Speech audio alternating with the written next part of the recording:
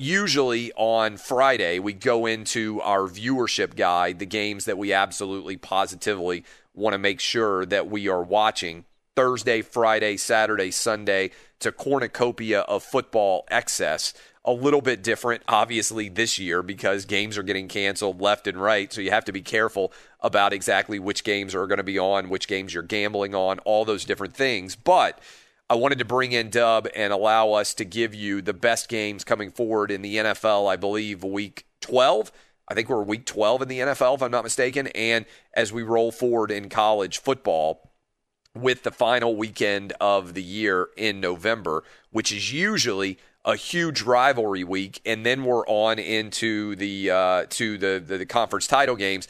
Everything backed up quite a bit here. We still have potentially 3 more weeks of college football games for many different teams out there, even after this weekend. But let's go ahead and dive in. I will start, and I will tell you that we'll start in the NFL. And this is not going to shock a lot of people out there. I am most interested in watching the Titans-Colts game, as it will probably decide who is going to win the AFC South. Both teams right now 7-3. 2 weeks ago, the Colts beat the Titans in Nashville. Titans bounce back, get a big win on the road against the Ravens. The Colts are rolling. They had a 14-point comeback against the Packers in the second half to win that game. Whoever wins, who gets to 8-3, the Colts or the Titans will be a substantial favorite to win the AFC South and go ahead and punch their playoff ticket. I will actually be listening to this game on the radio because I'm going to be down in Florida. I am flying down to Florida and spending the holidays with my family down there on the beach. And so we are turning around and driving back from 30A, the Florida Gulf Coast, between Panama City and Destin, Florida. For those of you out there who are familiar with that area, we have a place down in Rosemary Beach. So I will be down in Rosemary Beach with my family. Then I'll be in the car driving back up, listening on the radio, satellite radio, to the Colts-Titans game. And probably if you see me on the interstate coming all the way from Florida back up to Nashville, I'll be, either exulting or cursing there in my seat as I'm driving back for 3+ hours listening to that game on the radio. It is my number 1 draft pick for the NFL. What about you, Dub?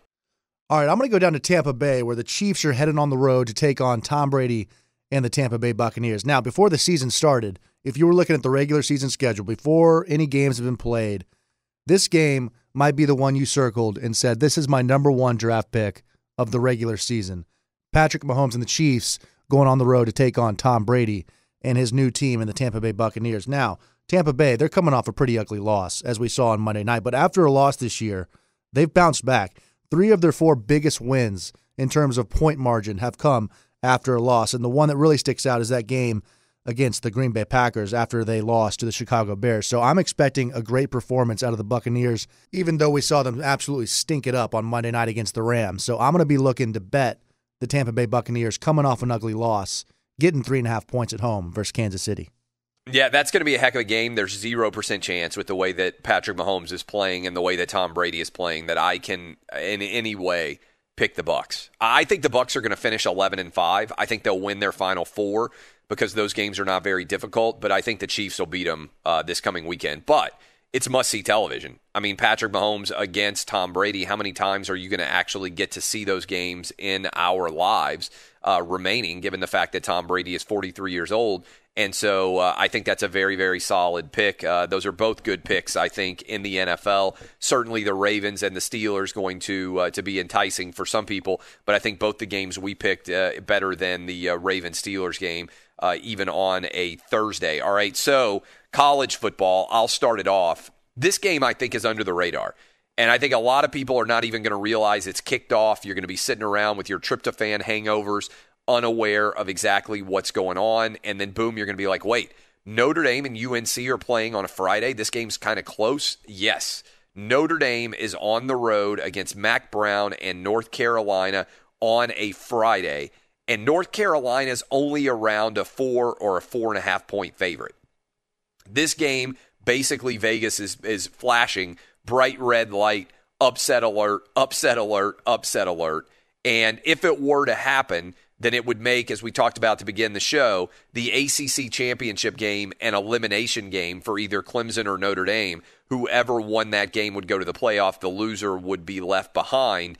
I think it's going to be super enticing, super exciting. If you are a fan of Cincinnati, BYU, USC, Oregon, Florida, Texas A&M, anybody out there that is hoping to make the college football playoff, your chances would be helped substantially by Notre Dame losing. The entire college football universe, probably to a large extent, will be behind UNC. I'll give you my gambling picks for college football at the end of the second hour, but I got to tell you, that is, to me, the biggest and best and most important game of the college football weekend. I'm all in on the Fighting Irish going up against the Tar Heels.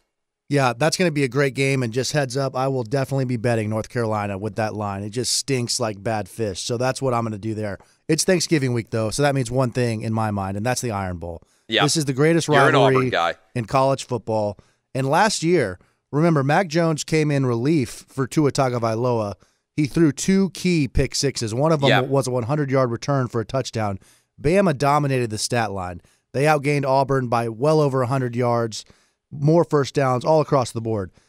But Auburn won the game. Now, Gus Malzahn, this is the game that's basically saved his job for the last few years. He has a 3-4 record against Nick Saban in the Iron Bowl. He's going to need something special this week because Alabama, the way they're playing, they're about a 24, 25-point favorite this week. Look, the last 40 years, it's 20 wins for Bama, 20 wins for Auburn. This game's always close. I want to say throughout the record books, but God, I just don't see it this week. I'm hopeful, but I just really don't see it I the think way Alabama is going to crush Auburn. What you just mentioned, that game last year and the way it went down, Mac Jones has got a lot to prove. Alabama's had an entire year to stew over it. The way that Tennessee ran the ball on Auburn, I don't think this defense is ready for Alabama. Not to say it couldn't be close early, but I don't buy into Bo Nix. I just think this game is going to be a beatdown. I unfortunately agree. Yeah, even as an Auburn guy, you can't even make your case. I'll be watching, though. Yeah, you'll be watching. Okay, there are the games that we'll all be checking out. NFL, college football, a little bit of viewer guide for you as you roll into the college football and NFL weekend.